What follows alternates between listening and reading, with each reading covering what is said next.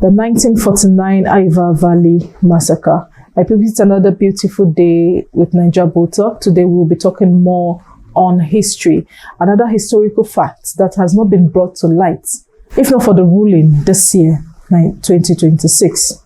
So today's headline says, or today's historical fact says, the 1949 Iva Valley Massacre, Enugu coal miners.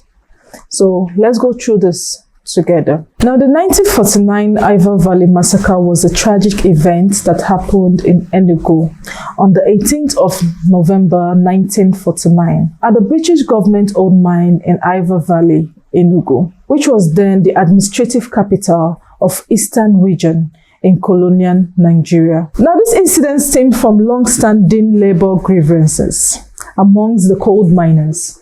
They faced harsh working conditions, low wages, and exploitative practices, including the system of rostering that has been declared illegal but left many workers owed back pay.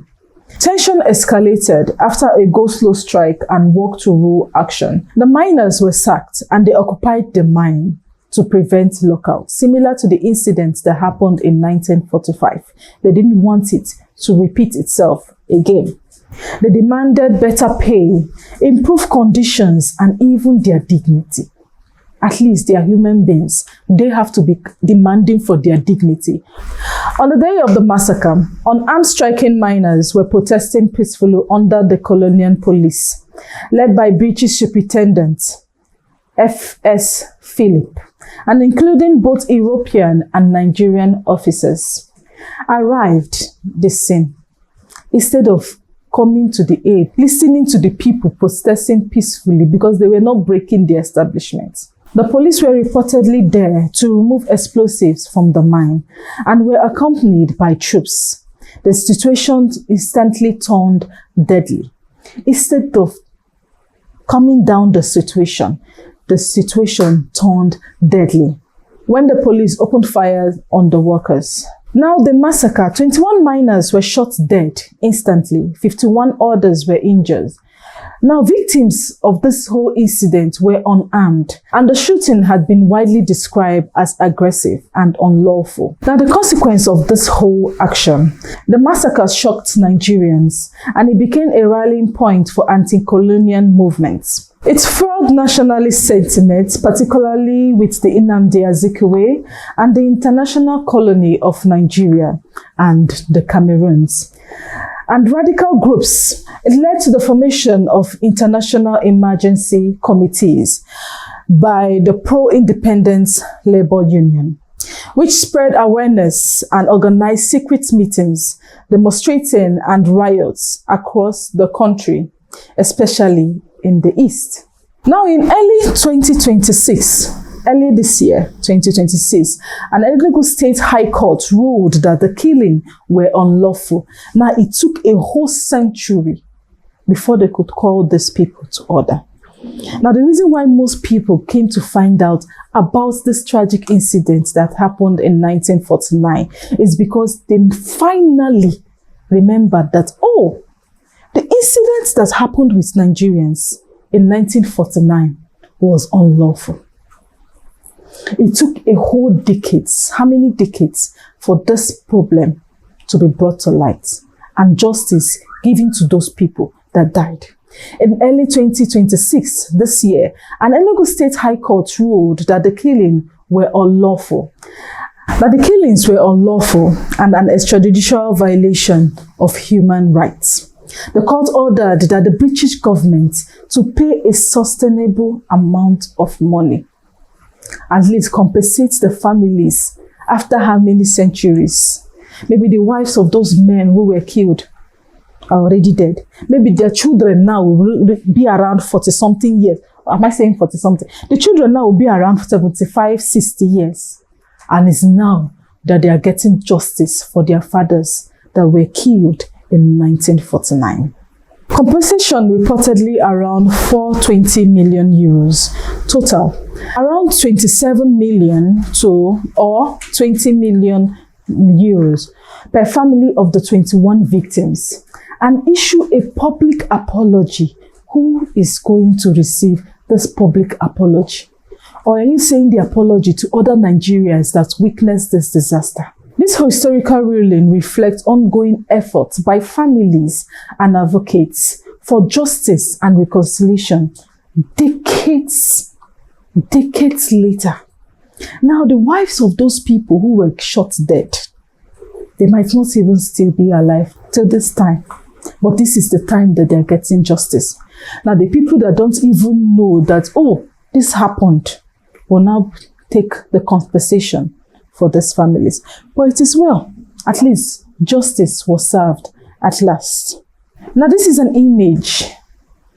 This is a generated image of the valley where these miners were, where they were protesting. Now, this is another image, a photo from the mine, the Iva mine. These are images from the workers when they were taken. Then, 1949. This is another image of the British colonial government with their short knickers coming from their own country to come and rule over another country. So my people, now we're going to dive straight to Twitter to see how Nigerians react. As well react to the ruling in 2026 for something that happened in 1949. At Spreadhead says here, they asked for wages, they got bullets. The Iva Valley Massacre of November 18th, 1949. It's a tragic chapter of Nigerian history. On February 5th, just February here, 2026, the Enugu State High Court ordered the UK government to pay 420 million euros. It is unlikely that settlements will ever be paid. If it took this long for this thing, for justice to be served, I don't know how long will it take for this settlement. At Zinke Head says here, the same Britain that colonized us now ordered to pay for massacring our grandfathers. This one, if you don't reach great-grandfathers. Justice served on a silver platter. They will never deliver past the popcorn. At Eastern Illusion says here, 75 years since Iva Valley, 21 miners dead for asking for better pay. Today, court says UK owes money. Tomorrow, UK will say, sorry. Budget tight, maybe next century. History rhymes. It can be true. Because if it took them 75 years for justice to be given to those families, how long would it take for the payments to be made? At Reputation's Dreamer says here, 420 million euros. Wow. That is like 20 million euros per family. Enough to buy a nice house in Lagos if inflation hasn't eaten it by the time UK actually pays. Dream on. So by the time UK actually pays, say dream on. But let's not be surprised. This money might actually come into the hands of these families. The UK or the British government might just decide to say, okay, justice has been served. Let's do the right thing. But it is well. So my people, we're going to watch a full documentary about this incident, where it actually took place, a video about it in Enugu State. So on that note, that's all we have on today's History Facts with Naija Bold Talk. We'll bring you more history lessons, more trending news, and more updates on Nigerian history. Bye-bye for now. This place we are standing on is the Iva mine, belonging to the Nigerian Coal Corporation. This place, this mine in particular, is where the massacre of coal miners took place in the year 1949. The shooting of the miners, the massacre, has happened at this exact spot, this place.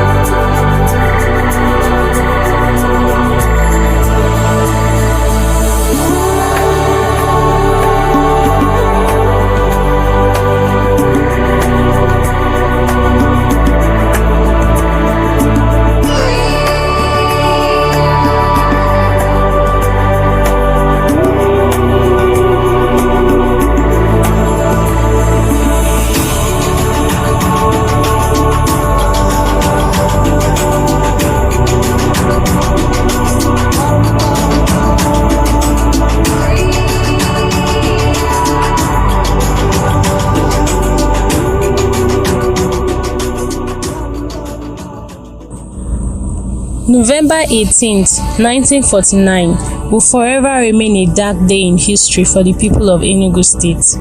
A day when 21 coal miners were killed and 51 others injured by the police under the British colonial masters. What was their crime? They dared to protest against the colonial authorities. Nearly 70 years ago, the lives of 21 miners, fathers, husbands and sons, breadwinners, came to a sudden end when they fell to a hail of bullets at the hands of the colonial police while protesting harsh working conditions. This was one of the many motivations for the Zikis movement by Nnamdi Azikiwe for independence. In 1917, the Iva Valley mines were built to replace the Udi coal mines, which had been closed. Subsequently, the working conditions became deplorable. Cases of racism and physical abuse under the management of British managers. In one case, a British national slapped a worker, and the worker took courage and brought up an assault case. The official was persecuted and penalized, but many of these harsh working conditions remained. The bloody massacre all started on November 1st, 1949, when the workers' demand for payment, the upgrading of the mine hewers to artisans, and the payment of housing and traveling allowances were rejected by the management. The workers then began a strike, which led to the British managers sacking over 50 miners.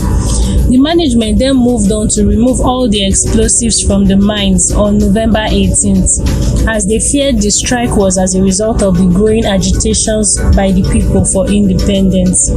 After removing all the explosives in Obueti mines easily, the explosives at Iva Valley mine proved difficult, especially since the workers were not willing to assist them.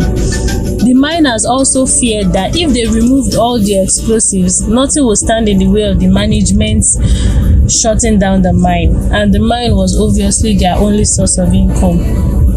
As everything was about to lead to a chaos, a British senior superintendent of police, Captain Philip, was called to the mine along with 2 other British officers and 75 armed local policemen to assist in the removal of the explosives. Soon, the workers began protesting, singing, and fraternizing. Philip and his fellow British officers, seeing only threatening African workers, became jumpy, and all his racial stereotypes seemed to manifest before his eyes.